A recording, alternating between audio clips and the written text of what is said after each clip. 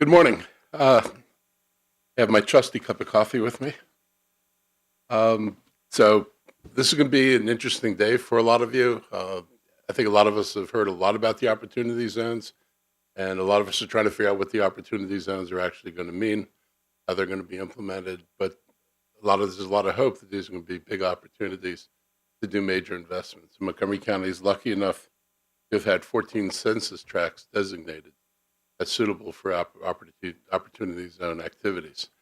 And they're in places that are key locations in Montgomery County. They're places we've already been paying attention to and thinking about opportunities for economic development. And so we're very optimistic that we can turn this opportunity into something that stimulates some growth and development in Montgomery County.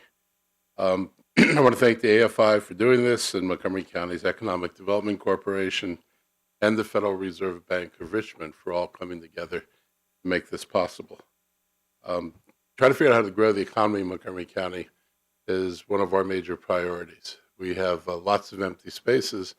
We don't have businesses to operate the spaces. We need to figure out how we're going to draw more businesses into Montgomery County to take advantage of an environment we already have, and how we can take advantage of opportunities for development where we actually have plans. And when you're talking about White Oak or White Flint, there's lots of land there that can be developed, and it's in prime locations, and it's in our interest to figure out how to make the best of those locations.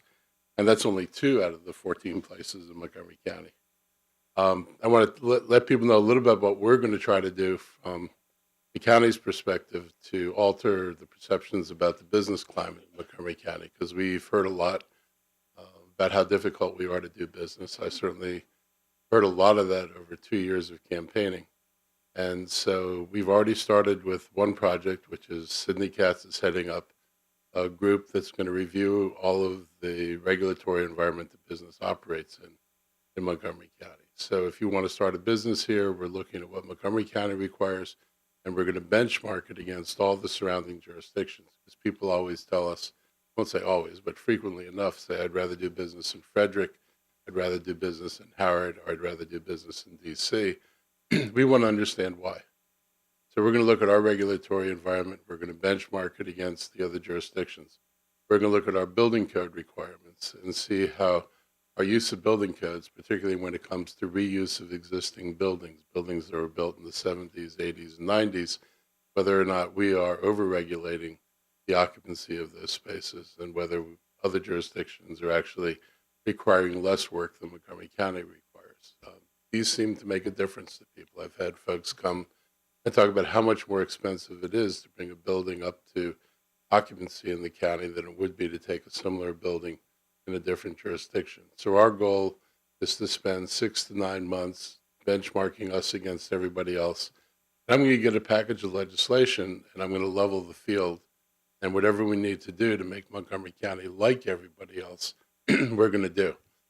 I do not expect anybody to be saying this is the best regulatory environment in the region. I just don't want to be the worst. And my goal is to get everybody to say you're no worse than anybody else. And that would be a victory, because if we're all playing on a level playing field, then people will feel that they're incented to locate Montgomery County. I think we have amazing assets. We have a really, really strong school system. We have one of the most diverse and highly educated communities in the region. We have lots of metro stations and lots of opportunities. And so we've got to figure out how to take all the assets of Montgomery County and make sure we're able to capitalize on them. We've already been working with Governor Hogan. I've got a meeting with Secretary Schultz this week. I've had conversations with the State Highway Administration about getting our transit projects back on track. I will note that the governor announced the other day that they're going to start at the American Legion Bridge. Anybody who was at the breakfast for Montgomery early, I guess it was in December, when I made a comment about the governor's transit plan, and said, if you want to start at the American Legion Bridge, because that's where the problems start in Montgomery County. So I was really happy to see that he, and talking to his transportation team, decided that, in fact, they should start at the American Legion Bridge. I think that's going to be notable. It's going to make a major difference when it's finished in terms of being able to commute back and forth the border. And that means people coming to Maryland to work. It also means Maryland residents going across to for Virginia. It is truly a two-way street, but on a two-way street, we benefit if that street works better. And so I'm looking forward to working with the government on improvements, particularly on the bridge, particularly on I-270, where we can get these improvements done for a lot less money. We don't need to rebuild I-270 to get 2 lanes into I-270. So I'm looking forward to being able to work with them on those projects and many others. So I just want people to know that we're open for business. We're serious about reforming the regulatory environment. People who've had experiences trying to get projects done in Montgomery County, whether it was going through permitting or going through the health department, we welcome your input. We can't change things if people don't come to us and tell us what things need to change. But we're all ears and we're paying attention. I hope that this conference today and your tour leads people to think about what other opportunities there are in the county. And we just want to reassure you, you've got a willing partner. If there are projects that we can get going, we want to get the projects going. So thank you all for coming out this morning. And I'm going to start a long day of meetings up in Rockville. But I really wanted to come by this morning and give everybody a welcome. So thank you all.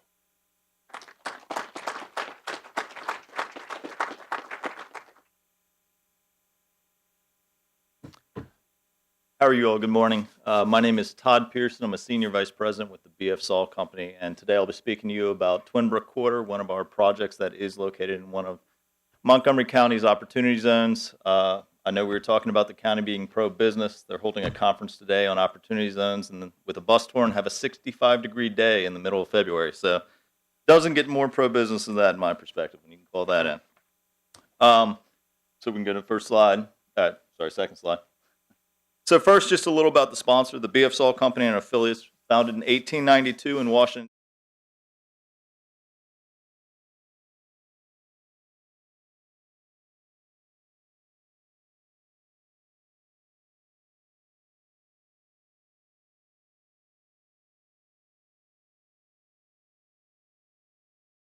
Rooms, about 5 million square feet of office and mixed-use space, and 1,400 metro approximate apartments, with about 8 million square feet in the development pipeline. And we do have in-house finance, development, construction, leasing, and management. We do most everything in-house. With that said, the next slide, consultant team, we do use some of the best in the industry. So you can see here, I'm not going to get into detail because I got 10 minutes to go through the slide. So next slide, Twinbrook Quarter. We've got an 18.36 acre site located on Rockville Pike, and directly next to the Twinbrook metro station on the metro's red line. Since new development, they ended the Grosvenor turnback, so this site now has service every 4 minutes during rush hour, which is a great improvement and a great thing for the county. As we move on to the next page and really look at some regional context, the site is 6 miles from downtown DC. It's about a 10-minute metro ride, downtown Bethesda. 10-minute metro ride and 12 miles from Metro Center. It's about a 30-minute metro ride to get from the site to Metro Center. As on the next slide, we'll look at some development context. We are strategically located directly between everything that's taking place in White Flint and the things that the county is doing down there, and Rockville Town Center as well. So the activity that's taking place in the city of Rockville, which is the county seat. So we think it's an excellent opportunity. So now Twinbrook Quarter. What we have planned, I'll talk first a little bit about the numbers. So as we look at the site, as I said, on the next slide, it's a 18.36 acre site. We have planned 2.8 million square feet of development. It's 431,000 square feet of Class A office. It's about 1,865 residential units in the project, about 473,000 square feet of retail anchored by, we have signed an anchor lease with Wegmans to anchor this project, and it's about 9,000 square feet of an entertainment use that's really a theater, a live theater type venue we're looking to bring into the project. The buildings in the project have a maximum height of 200 feet. They range from about 80 feet on the low end to 200 feet on the high end. So there's a lot of articulation in the buildings. On the next slide, we'll look a little bit about demographics. The site has extremely strong demographics, great population within the 1, 3, and 5 mile radius. households, matching the population. But then one of the big things here is the average household incomes. Within a 1 mile, you get about $100,000 in average household income. 3 miles, you jump to 129, and you're at about 136, almost 137 within the 5 miles, and those are continuing to increase. So we're very happy with those. You also have on Rockville Pike 53,000 cars a day that drive by the site. So from a retail perspective, that's really strong. So the project vision. One of the things we were very, very focused on as we move through this project, we can go ahead into the next slide, is placemaking. So here you can begin to see the overall layout. You can see the rooftops of the office and residential buildings, and as they gather around a bunch of park spaces, a lot of different intricate park spaces. We can move to the retail plan, which is on the next page. You'll see Wegmans on the southern end that anchors this site, and then we have a large amount of retail. You'll see a considerable amount of park space in this. And the reason for that is we're really focusing on dwell time. It's an industry thing that we're looking at now. We want the community to come to the site, but we also want the community to stay at the site. So there's a statistic that every 1% in dwell time is a 2% increase in spend within the project. So the more people we can get to come to the project and stay at the project, either through different activities or different functions, the better we're going to be from a financial standpoint. We go to the next page. Just to talk a little bit about the park space, the park is centered around Central Park. It's a 1.1 acre park where we can hold concerts, we can hold movies, we can hold farmers markets, outdoor events. There are a lot of different types and sizes of parks within this project. We want every couple hundred feet somebody walks for there to be an engagement area. So you'll see courtyard parks, plaza parks. We have a large half-mile fitness trail through the back. That is a pretty intricate park. We have dog parks within the site, but we think it's a very exciting place to be. Another thing we're focused on is getting people to, so we can go to the next slide, getting people to the site. So we focused on multimodal transportation. So as I said, Rockville Pike, which is on the lower part of your screen here, 53,000 cars a day. We've built out a street grid through the internal site. We have bike lanes that run down, dedicated bike lanes down Halpine Avenue, a dedicated bike lane dual way up Rockville Pike along the frontage of the site. And then we have shared roadways throughout the entire center of the site. And then again, we have 20-foot sidewalks throughout the site, creating a good pedestrian experience. And we are directly adjacent to the metro station. So we have multiple ways to get to the site and to move around the site. We'll go to the retail uses on the next page. Creating place has a lot to do with your merchandising of your tenants. So we focused heavily on that. We've gone out and gotten what we think is best in class from a grocery standpoint with Wegmans. There'll be a lot of entertainment, there'll be a lot of retail and dining, but one of the things we don't want to miss here, and we're heavily focused on, is the neighborhood goods and services. So people want to live, work, play environment. You have to have those daily neighborhood goods and services for them to actually live on the project. The last thing you want is to be in this type of project and have to get in your car every time you need one of those daily needs. So we think that's something that's been missed in a lot of the mixed-use projects, and it's something we focused on. Moving to the next page. Just looking at the various uses. The 2 office buildings in blue will be 200-foot tall buildings. Block 7 in the back of the site actually has the potential to be a 200-foot tall building, and that's because we are looking at a pedestrian bridge that would traverse the CSX and WMATA tracks there to provide connectivity to the, I guess that would be the east side of Rockville. And then you see the residential buildings. Those residential buildings range, most of them are around 150 feet, although Block 5 is actually a 90-foot building because we have some housing over there, and we told the community that we would respect those houses, so we've kept that building smaller. And then I'll just take you through a couple renderings. We have some early watercolorings of renderings of the site. So this would be looking over the Central Park towards the building where Wegmans is, so you can take a look at that on the next page. You can see kind of how that starts to take place, the pedestrian promenade on the right side of the screen there, Central Park, looking back towards that first building. On the next slide, this is looking back the other way, and we have a small 2-story building that is an end cap to that park, and that we're really looking at something to be a union market type use or something that provides a lot of activity for that park space. So you can, on this slide, you can see that taking place, a lot of outdoor dining and activity there. And then this is an overview of the entire project of how it would look and come together.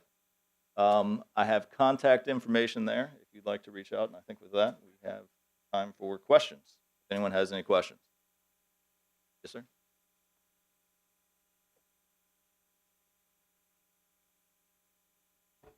We are certainly looking at the opportunities within the opportunity zone. So yes, as that's available, it's something we would certainly consider and look at. So there are just under 4,000 parking spaces throughout the site. They are primarily below grade.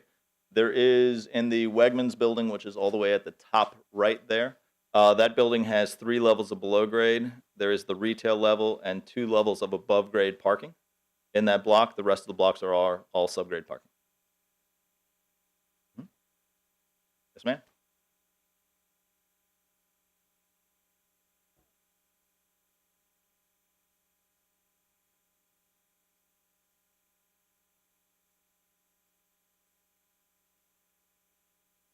So in this project, we think merchandising of our stores is extremely important.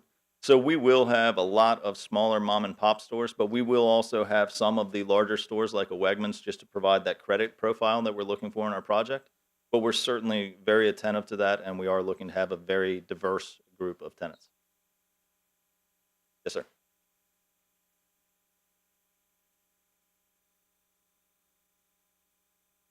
So we have a 15% affordable housing requirement in this project. So 15% of our 1,865 units, which is 280 units, will be affordable, and they will be delivered in each phase at a ratio of 15% to market rate units. Yes, sir. I would love to look at distilleries. I am not quite in tune to exactly the laws in Montgomery County right now. I know there have been some recent changes, but I think that's something that could work very well in a project like this. Any other questions? Yes, sir.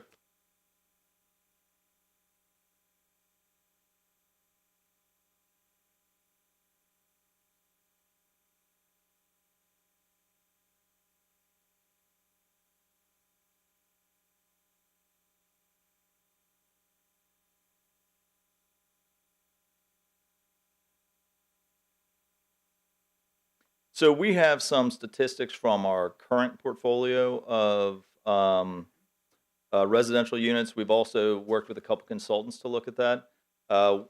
One of the reasons we are including 2 dog parks and not just one is because it was a big concern of the community. If you look at some of the competitive properties and you go to their Yelp page, the #1 complaint they will have is the pet waste that is in the public parks. So we wanted to be attentive to that, and that's the reason we designed the project in the way we did. But it is becoming more and more people have pets. Less kids, more pets. I don't know if that's a good idea or not, but that seems to be the trend. Yes.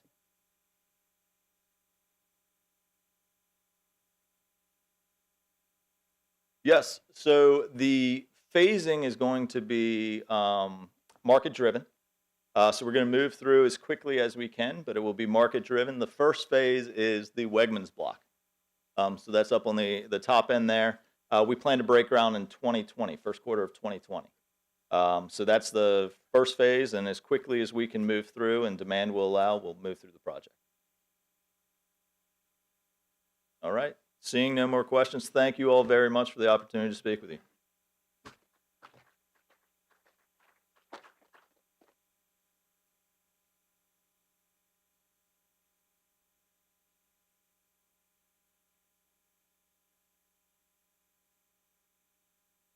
Can you hear me?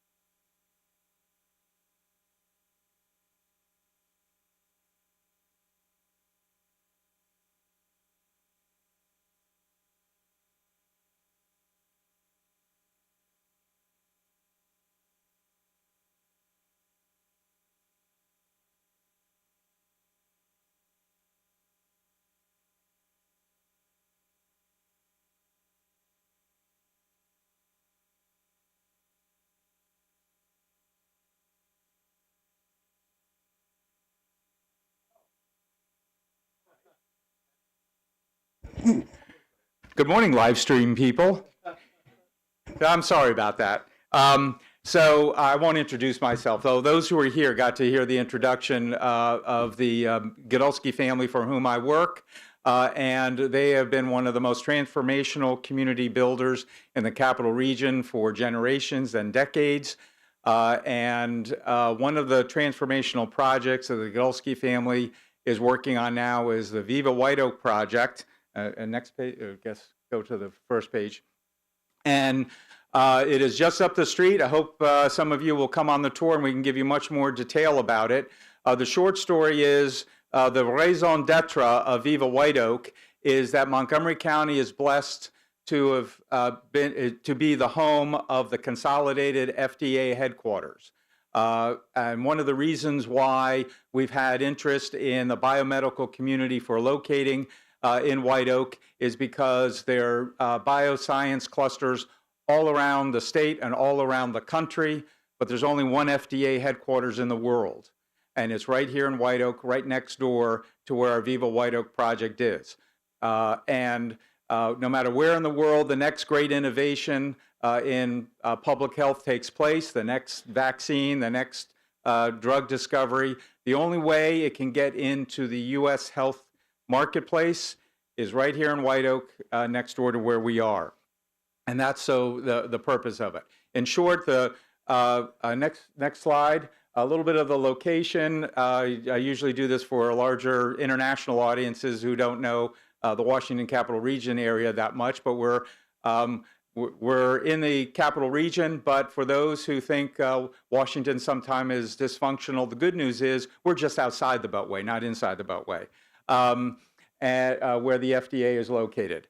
The FDA sits on about 660 acres owned by the federal government. The GSA is the landlord. The FDA is the tenant. And our property is the Viva White Oak is about 300 acres are the boundaries, and through which FDA Boulevard to the northeast entrance gates of FDA are located. And those on the tour will see that we'll not only see the Viva White Oak project, but we're privileged to have what a person I call the mayor of FDA, Andrew Dempster, will meet us at the main gates of FDA and take us on the tour to see the consolidated FDA headquarters, and you'll see some things that the public doesn't often get a chance to see. And then next to our 300 acres is approximately 50 acres where the new Adventist White Oak Medical Center Hospital is being built. You'll see that is under, it's all under roof, and it's ready to be open in later this year, that facility. Next slide. One of the, and as we talk about what the opportunity zones are and what distinguishes our opportunity zone maybe from others around the country, as we've heard from OZ Fund organizations saying they don't know of too many single opportunity zone properties that are of this size, 300 acres and 12 million square feet of development with up to about 5,000 residences in this mixed-use community, is all the characteristics. Again, the only FDA headquarters in the world. We have a very unique public-private partnership with the FDA. We signed a memorandum of understanding with the FDA to engage our biomedical community in the FDA's various initiatives. And many of you may know recently the FDA now has operates under the 21st Century Cures Act.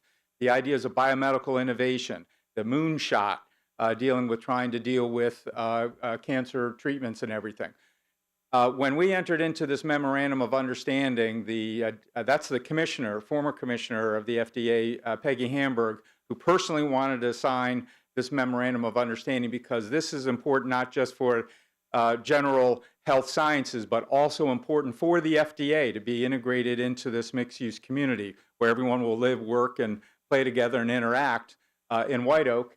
The deputy commissioner at the time said it's unprecedented. The FDA does not and has not entered into a memorandum of understanding like ours at any time. Next slide, please. We're also in a public-private partnership with Montgomery County. Of the 300 acres, Montgomery County owned about 115 acres. The Godulski family owned about 185 acres when we put them together. Since the time we entered into this agreement, we were selected through a competitive bidding process to develop the county's property in conjunction with the Godelsky family's property. We have since taken title to the county property, and now the Godelsky family company, Global Life Sci, owns all, in fee simple, all 300 acres. We went through the process, the entitlement process, and just last November, the Park and Planning, thank you very much. I see one of our commissioners, chair of the Planning Commission, approved the land entitlement of our preliminary plan for the 12 million square feet on this property, and therefore we closed and took title, and we now have put shovel in the ground and are underway. Next slide. Part of the examples and really what will Viva White Oak become in many ways, as I said, because no matter where in the world the next innovation happens, the only way it's going to get into the U.S. health marketplace is through the FDA.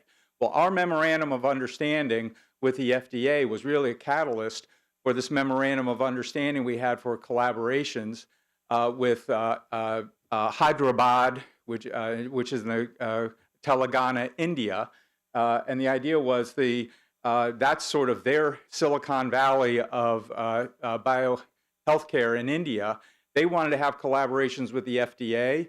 They asked us to make the introduction to the FDA, which we did, and the FDA said they can't, because of treaties, international treaties, for example, enter in directly with an MOU with the government of Telangana. But FDA said the next best thing is for you to have the memorandum of understanding with our organization. The IV Squared Alliance is a consortium of university researchers, and that's an example of how one of the examples in which we're going to really be a port of entry into the U.S. marketplace for the international community. And that's a big theme of our vision. And we have now 20 expressions of interest of clusters from all around the world, from Estonia to Israel to India to China, Japan, Singapore, France, and so on, all of whom realize that White Oak is where they want to be. Next slide.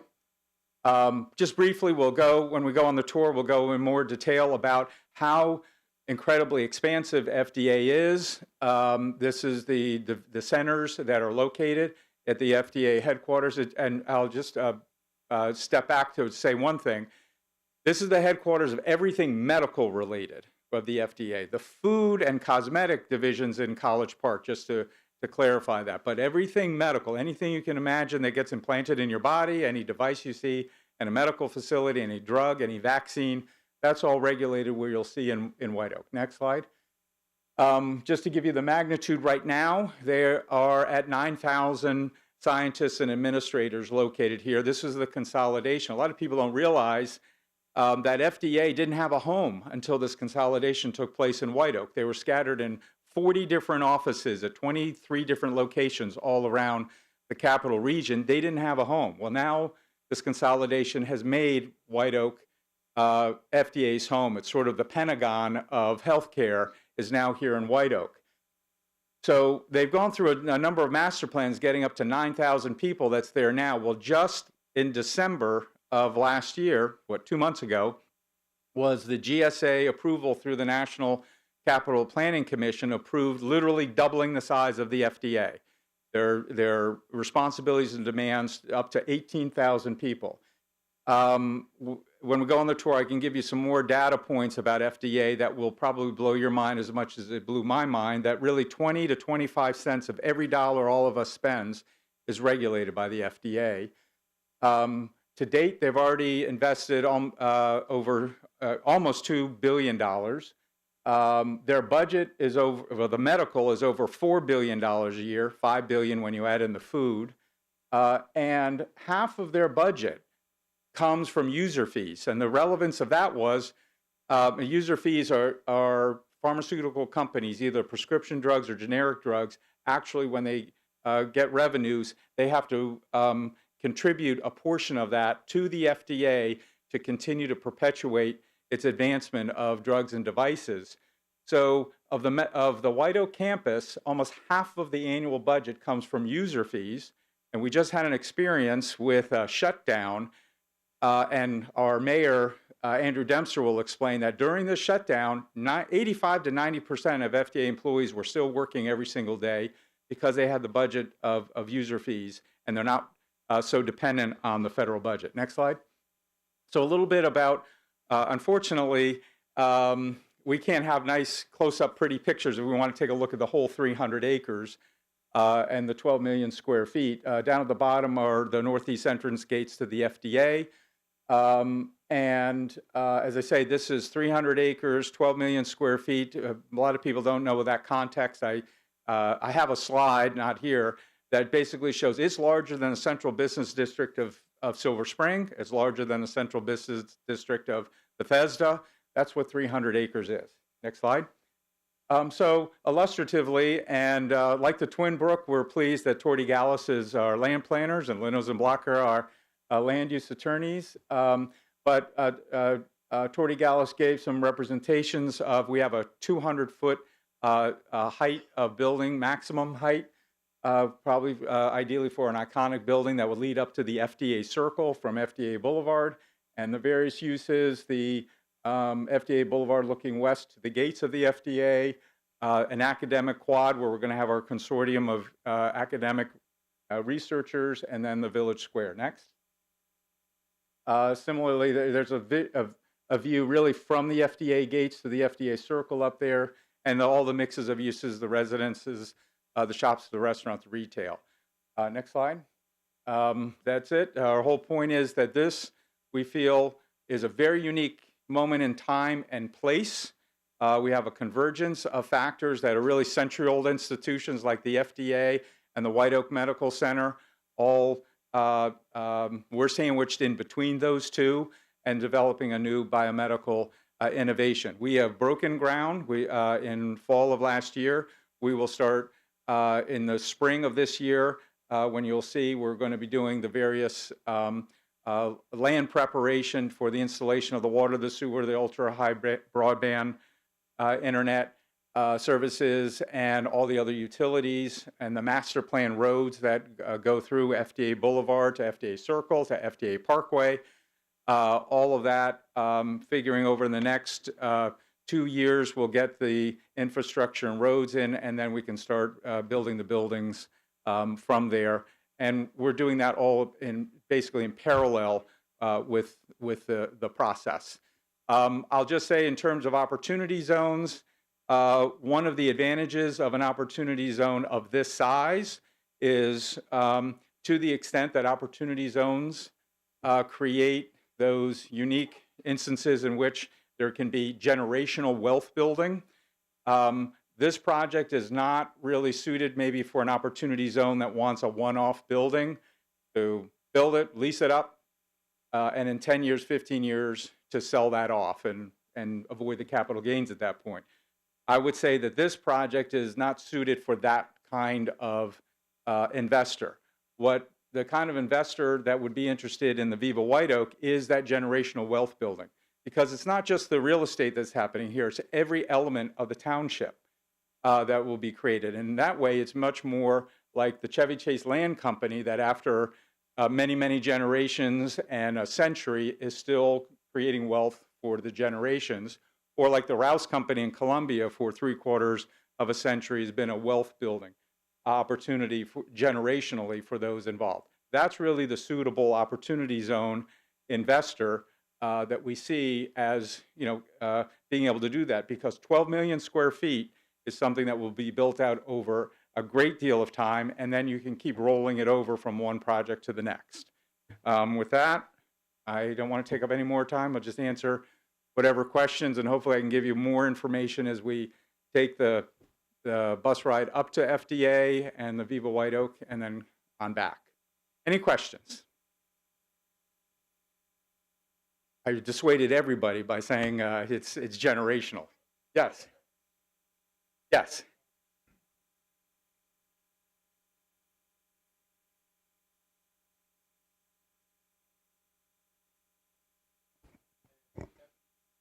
That's a great question. The question was, what's the difference between NIH and FDA? Okay, well, we'll do both the differences and the relationship. One of the differences is NIH is involved in the bench laboratory experiment. It's the front end of finding innovation. The FDA is on the back end. They're the step before the drugs, devices, and the innovation gets to us. So as you can imagine, if 90% of or more of the research doesn't really end up having commercial viability or success, that's what NIH is geared to do. The FDA is that part that is saying, what is it that are the immediate needs, like when we have vaccines that need to be, when there are outbreaks and they need to be working on a rapid response for vaccines. And then, of course, all the drugs and devices and the equipment that's being used for use, that's all the practical end. They clearly have relationships, but NIH, things that are happening at NIH maybe 20 years before or more or never get commercialized. FDA is working on what we have and what we need right now.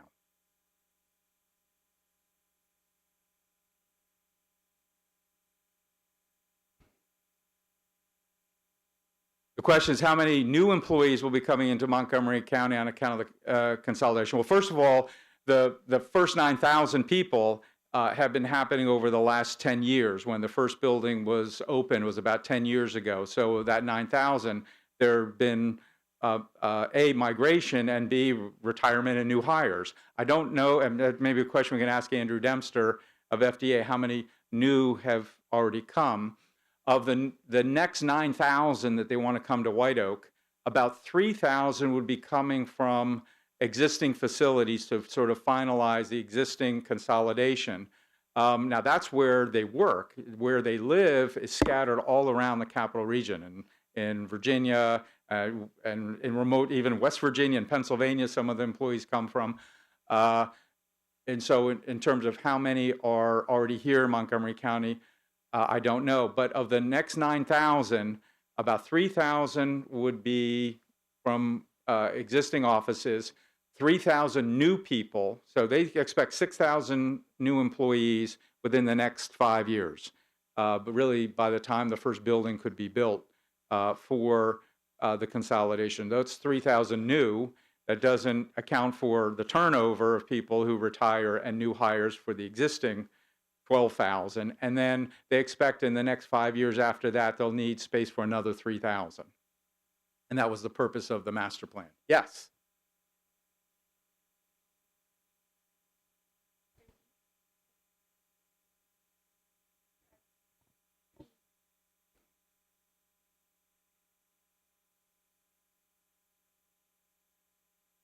Right. So the question was, given that the FDA is a secured facility, like NIH is a secured facility, how can there be the interactions?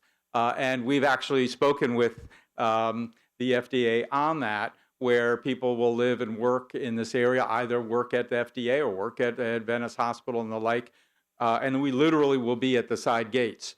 One of the things that part of the transportation mitigation program that we have in collaboration with the FDA and eventually with Adventist Hospital is shuttle buses and things like that would be secured shuttle buses for those that would be going on to the FDA. But they already have a shuttle system, and so there are the opportunities to collaborate on that. One of the other things in the, and I apologize for assuming everyone knows what's happening in this area, but the first rapid transit line in Montgomery County is going to be going right down Route 29 from the Howard County line down here to Silver Spring, going by the Viva White Oak property. And one of the stations of coming off of the 29 line is planned to go right to the, basically to the FDA circle right outside the FDA gates. So there are opportunities to move people there and shuttling in and out. But yes, it is a secured facility. But if with scientists and academic researchers and the part of the collaboration the FDA wants us to do is to bring private industry too, all the stakeholders in advancing biomedical innovation in the 21st Century Cures Act. They'll have they'll have that access cards to be able to get in and out freely.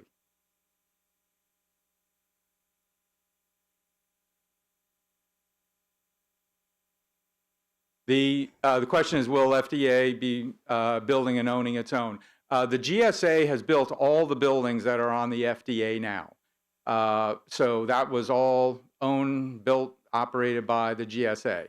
The GSA just went through this master plan of increasing it to 9,000 more employees. And in that master plan, they showed buildings on the FDA campus that could be there, but they didn't get to exactly whether those would be constructed in a public-private partnerships or elsewhere.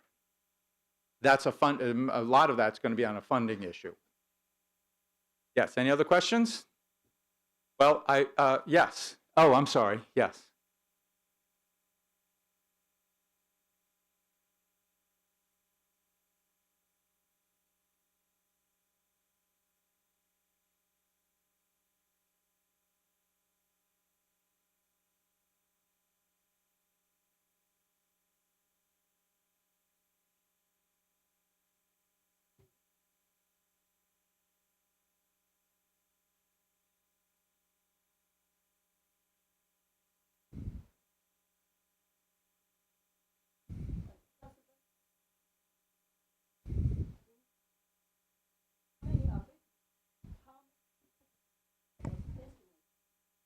Excellent question. So the question is, how much in a public-private partnership, how much of our plan is private and how much is public?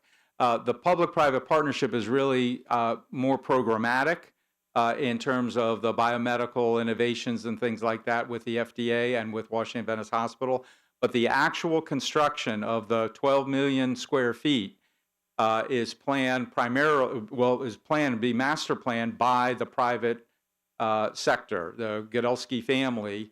And I can, when we go on those on the tour to find out more about that, I can talk a little bit about the Gaithersburg family's background on doing these transformational projects all around the area. They developed Tyson's Corner, Wheaton Plaza Regional Shopping Center. They developed the Treville and the Shady Grove Life Sciences community that were transformed those areas.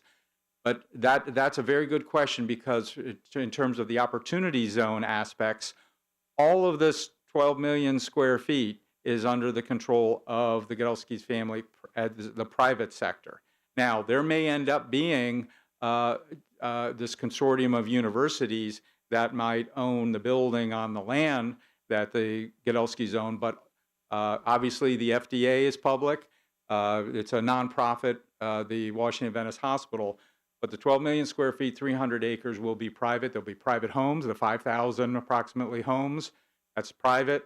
The offices, the retail, the hotel and conference center the FDA has, I didn't even get into that. Their demands for a conference center are extraordinary. They have already, with just the 9,000 employees, they have over 1,000 meetings a year and desperately need a hotel and conference center. All of those things will be private. Yes.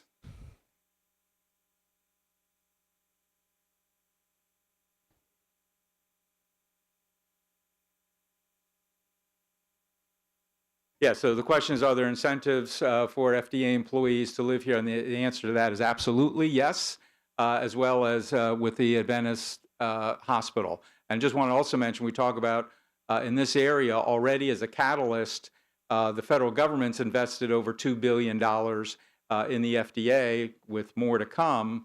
The Washington Adventist Hospital is a $400 million investment as well. And what that does is it starts creating that 24/7 activity in the area, as we want to have this live, work, play, daytime, nighttime, weekend, a vibrant mixed community. So those are the kinds of things. But yes, we're having incentives for FDA employees to have discounts for the residences, and the same with the Washington Adventist Hospital, because what we want to do is encourage people to use the shuttle system we have, or bike or walk to work, because that helps us mitigate the traffic impact. And the more we have that internally, the more people don't even have to get on the external roads to get to their place of work.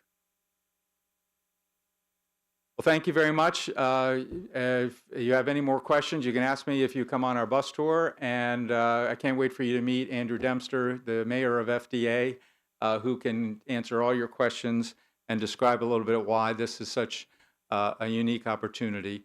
The other thing I'll just mention is probably in the afternoon we'll talk about for opportunity zones. One of the advantages of very large projects, as a little detail, just as an example, is when the opportunity funds invest, their cash can only be invested early on if it can be shown it's going to be used with a program to be spent within a 31-month period.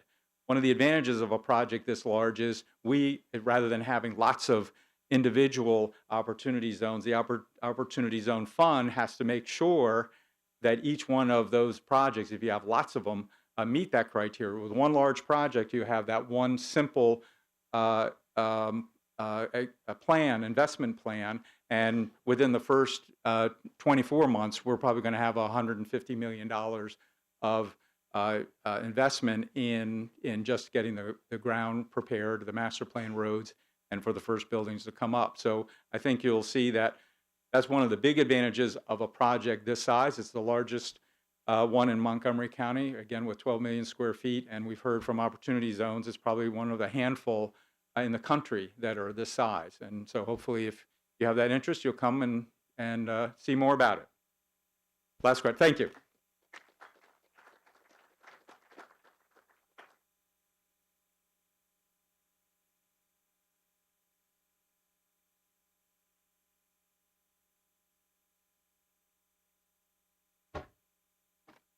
Good morning. I'm Martha Schoonmaker, Executive Director of PICMC, Pinckney Innovation Complex for Science and Technology at Montgomery College. It's a mouthful, but just PICMC and we'll be right on target. One of the great things about Montgomery County, as you'll see throughout this whole day, is there are so many options for company locations and investment throughout the county that there is a project for everyone in here at today's program. So thank you all for coming. One of the things, if you're an economic developer or in real estate, you constantly hear location, location, location. Well, I'd like to add to that, especially in light of the Amazon search. It's also talent, talent, talent. And PICMC has a little bit of both, if not all. So let me walk you through some of the opportunities that we have here in Germantown. We are developing a hub of education, entrepreneurship, and education. We're an integrated academic, business, and research campus. The concept is similar to many that you may know from research universities, that of a research park. It is the same here with us. We are a community college, and our research is actually done by the companies that locate on our campus. We are in Up County. We are off of the I-270 corridor. If you look at this, the exits aren't on there, but it's the east side between exit 13 and 15 on I-270. We are a community college. Many of you are probably familiar or even have gone to Montgomery College. We have found that most people, oh, I see one right here. We'll take your donations tomorrow. See me outside as an alum. But we have found that Montgomery College touches just about every life of every resident here in the county. We are a minority majority college. We represent 160 countries, if not more. We are ranked the most diverse community college in the country. We have 3 main campuses. The campus I'll talk about today is in Germantown, and we are the youngest campus at 40 years old. Montgomery College itself is 70 years old, now, well, 71 as of this year. We also have community engagement centers throughout the community, typically in libraries and other locations, for our residents who are not able to come to our campus, whether it seems to be a stretch. As Dr. Pollard says, a lot of our students can't imagine actually coming to a higher ed institution. Well, we go out to the residents, and we are in locations that they can easily access us. serving 55,000 students a year. Half of these are non-credit, and the other through workforce development programs, and half are our credit program students. The signature curriculum at the Germantown campus is cybersecurity and biotech. And as you'll see a little bit later on, these are our target industries, as are for Montgomery County as a whole. This is an aerial. And I do know that Washington, D.C., when you're on our campus, is really south and north, but this was the best aerial picture that we could show. So you can be in Washington, D.C., little asterisks all over the place as far as traffic, but it is possible to be there within 45 minutes. Okay, next slide. What is the opportunity for investors? We have 28 non-contiguous acres that are spread throughout the campus. The white buildings that you see are proposed buildings on the campus. Those are within the 28 acres. We are adjacent to I-270. It's a very easy on and off location with parking that is like you don't have to hunt for it. It's there. And as I travel around this region, I know how valuable parking is. That in my next life, I'm owning a parking garage, either in downtown Silver Springs or Bethesda. We are zoned life sciences, meaning that any of the life sciences, biotech, cybersecurity companies that are interested in being on our campus, we've got the zoning already taken care of. How do we do that? It's through ground leases. Montgomery College owns the land, and we are not able to sell that land. We will own it, and right now there are leases up to 99 years. Again, talent, talent, talent. Okay.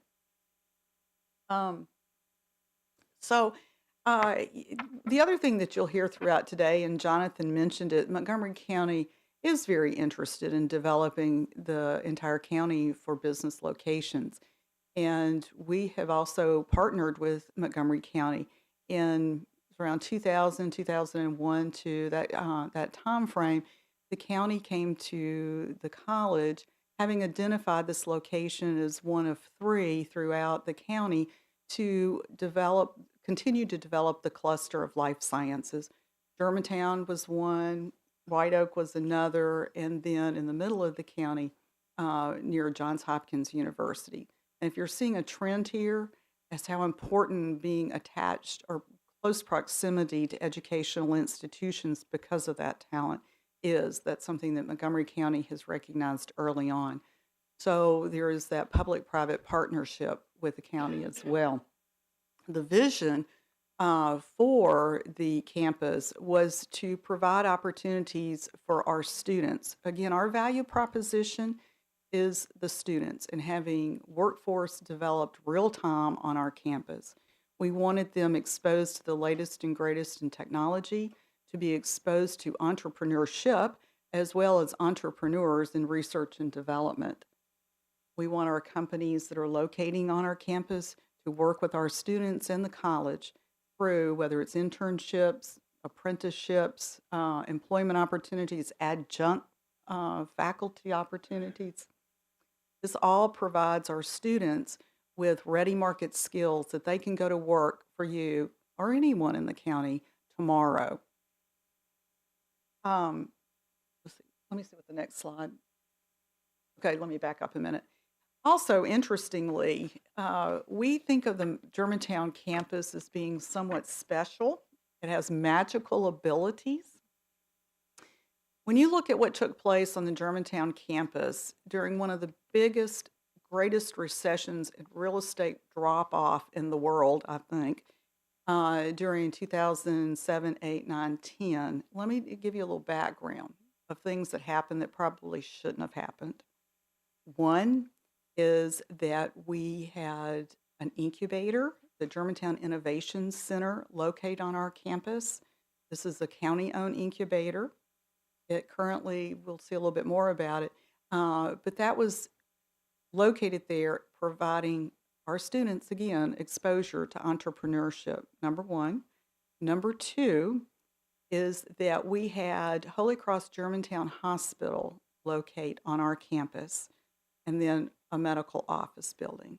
So, two, three is that we received funding for a biotech building that was completed in fall of 2014 when Holy Cross Germantown Hospital opened.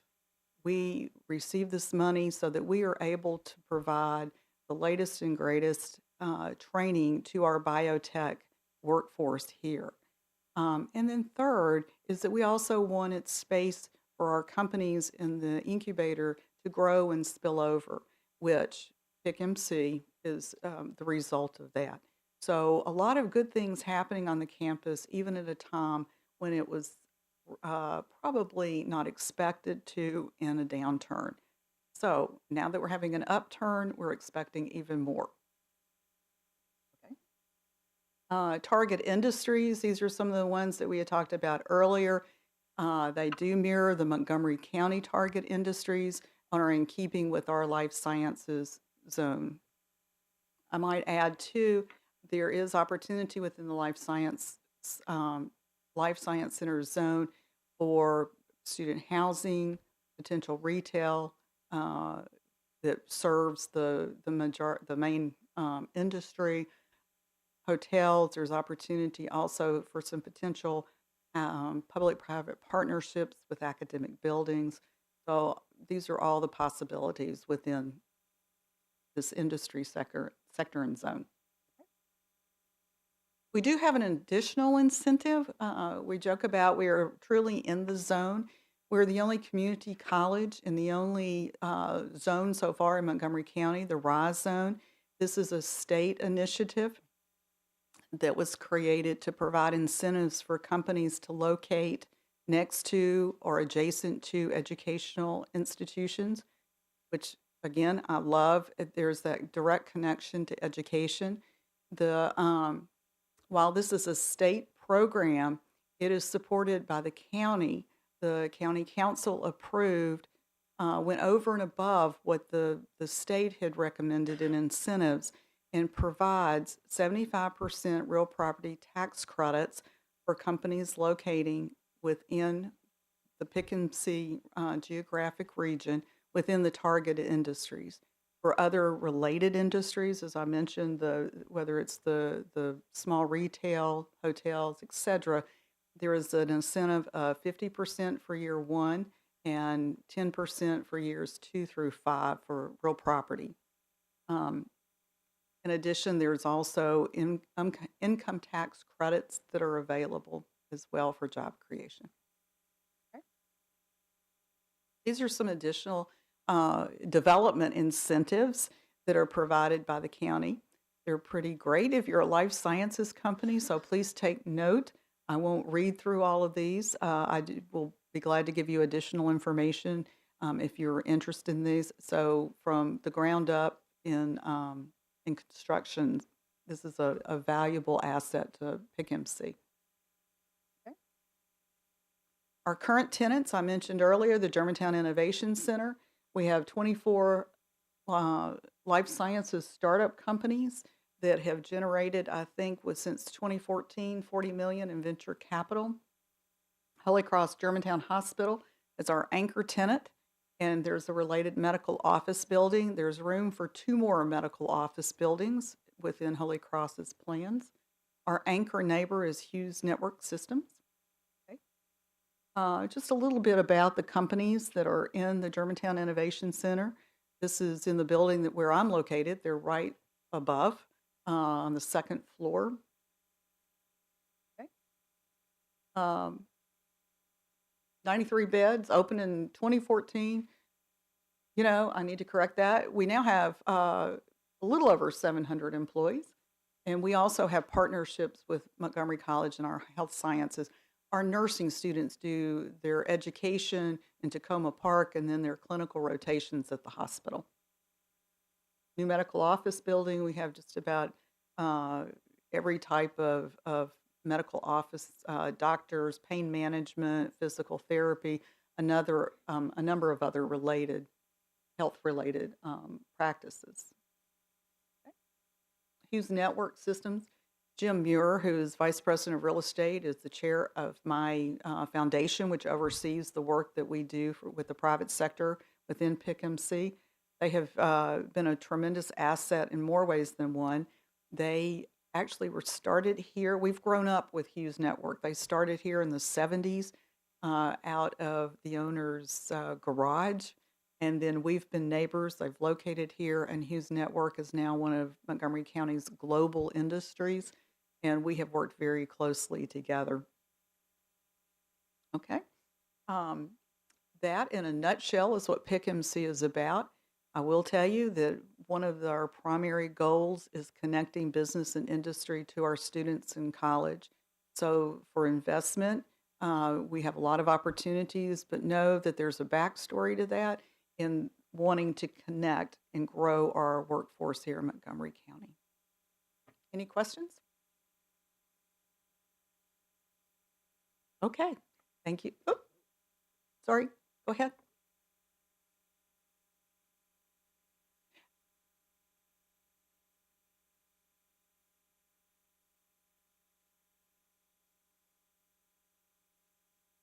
Yes, the question was, are we an opportunity zone? Yes, we are an opportunity zone. Thank you.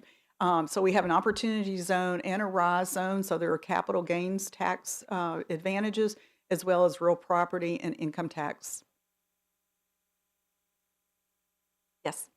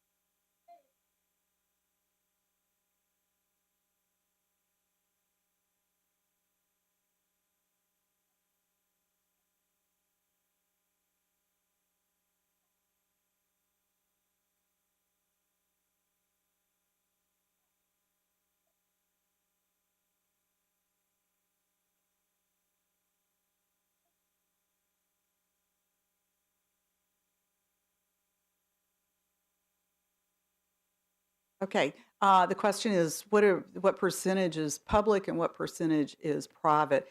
And I will echo some things that Jonathan said. Some of that, maybe we should come up with a common definition. With us, public-private is shown in a couple of ways. One is relationship. We're a public institution, and our relationship with the private sector through internships, scholarships, things like this. From a financial situation, I will speak to PICMC, is that being a public institution, early on with the county invested in some adjacent property to the college to enable us to have a 40-acre science and technology park. So that's the public side of the investment. And the private side, again, I'm speaking for PICMC, is in the ground leasing to the private sector.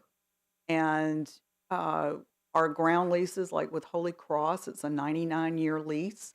Once we have ground leased that, we work with the entity to make sure it's up to our design standards, et cetera. But that was what we're seeking also throughout the rest of the campus, is that private sector investment. So we probably do need to come up with a definition of public-private that we can all understand when we talk about this. Any other? Oh, over here.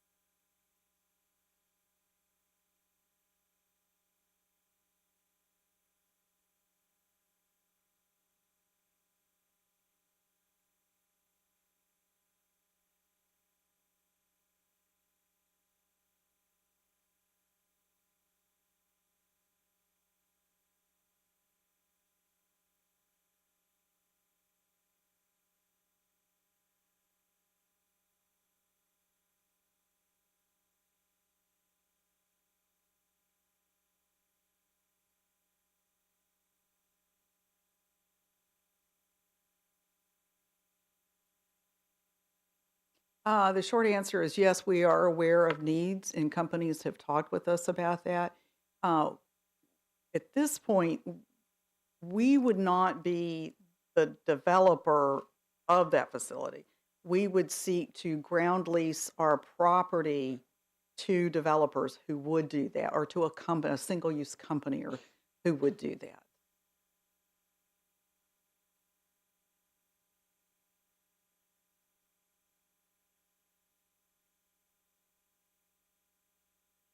Yes, yes, yes.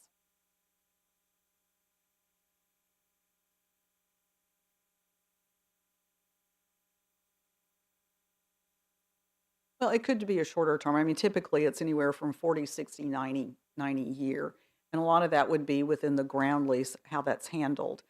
Certainly, I think, Holy Cross would be an example where a hospital pretty much has been around for years. And I'm just putting it out there that, could be renewable because they want to continue.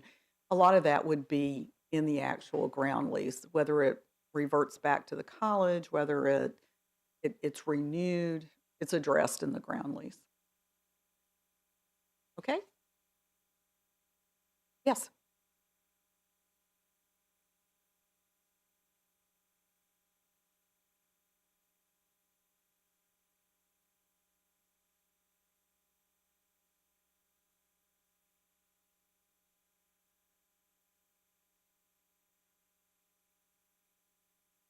Um, so I will address that through our RISE zone. Part of the criteria for those tax credits is a demonstrated relationship to the college. Startup companies, the criteria for those will be different. They're not a Fortune 500. They don't have the resources, and it may be, hiring one student intern. Um, so there's strong incentives. There are not requirements, but there are strong incentives to connect to our students. Okay, I think it's time for Tom. Are you up next? Thank you so very much.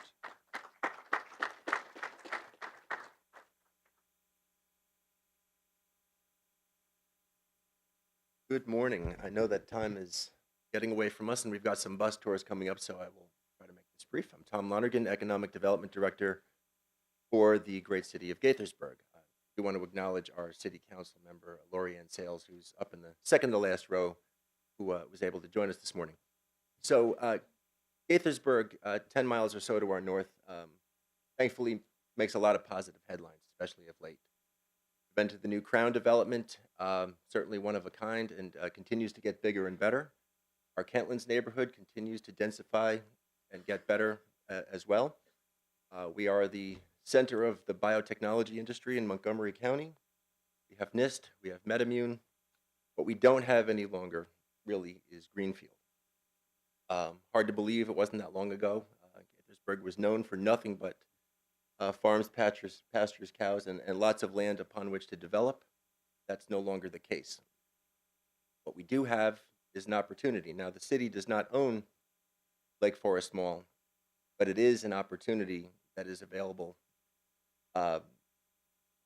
for your consideration, and let's go through that. And if you're going to join us in the bus tour, you'll get to see it for yourself. It's not too frequent any longer that you come across a 100-acre site in the heart of Montgomery County with direct access to an interstate. Lake Forest Mall is quickly becoming that opportunity. Got about 1 million square feet of improvements. Currently occupied. There's some speculation out there that the mall is closed or closing. It's not the case. In fact, it's open. Even Sears is still open. All 4 anchors and the core are occupied. The inline occupancy is struggling. It was 80% through 2018, including temp and short-term tenants. Only 40% of those are long-term tenants, and a significant number of leases did expire at the end of 2018. Less than a half mile to 270, very dense population with high incomes around the city, high auto traffic. It is in an opportunity zone. It's also in a state enterprise zone, which does provide significant real property taxes for investors, abatements. It's a complex ownership. There are 5 owners. The anchors are all individually owned. both the real estate and the parking fields. Core, the center of the mall, is bank-owned. Was taken back by U.S. Bank about 18 months ago. Sears did transfer last year to a company called Northwood Raven out of North Carolina for only $4 million. The remaining anchors, Macy's, Lord & Taylor, and JCPenney, continue to be store-owned. This is an aerial of the site. To give you some perspective, 270 would be just to the left. It's not showing up here. Montgomery Village to the upper right. Old Town Gaithersburg just to the south. Germantown just to the north. For your consideration, Gaithersburg controls its own regulatory processes. The city administers its own planning and permitting. Our zoning is our own. Use site plan approval.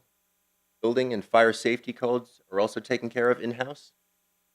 We do have our own housing policy with MPDU and workforce housing programs as well. Currently zoned commercial C2. It is master planned to be MXD or mixed use development. So you, the developer, the community, the mayor and council can consider lots of different options for the site. Residential, commercial, that include retail and office, flex space. The master plan asks that there is accommodation of a county-owned transit center that is on one corner of the site. An introduction of mixed-use transit-oriented development is encouraged. I'd like to see increased walkability and create a more human and pedestrian-oriented scale for the site. It's a lot of surface parking. It isn't really pedestrian-friendly. Development standards, FAR, and potential unit yields, green acre, and recommended building heights, they're all open to change. A little bit about the local market. There's the mall. Been a lot of transactions going on around the mall lately. To the left, I just want to point out at the very top on 7/20/16, that was once an IBM property. It's now a FedEx distribution center that should be opening. The construction's already completed, but it should be opening this year. It's about a 300,000 foot facility. The one just below it for $34 million just sold. It's currently occupied by Leidos. Was Lockheed Martin. That site just transferred at the end of last year. So lots of employment activity, and just to the northwest of that first $48 million sale is a new interchange currently under construction, the Watkins Mill interchange along I-270. So that will give you two interchanges within a mile off of 270.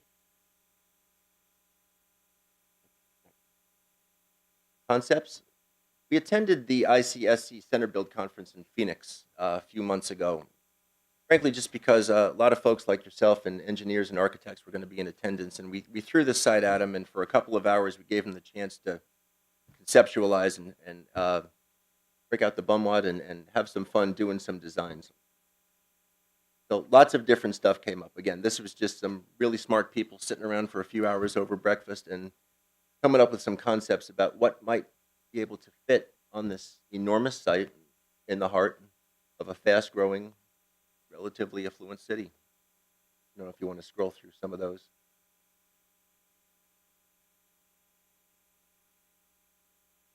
In short, we're looking for creativity. And again, by we, I mean we do not own it.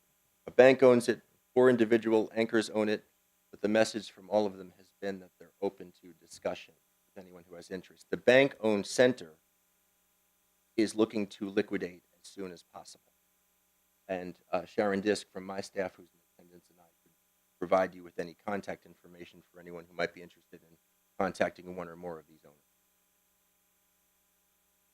Open for questions.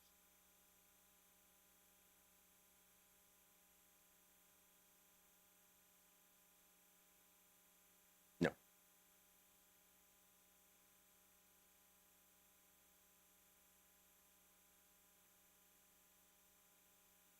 It is. It's in a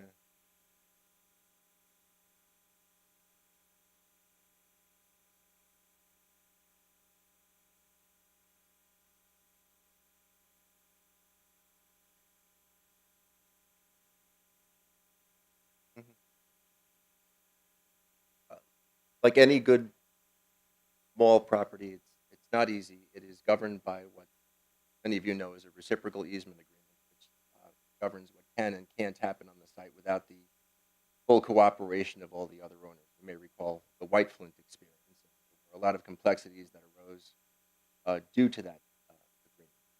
So there is a structure in place to address everything from landscaping to maintenance to taxes that would need to be negotiated for any owner who had interest in doing something beyond current layout.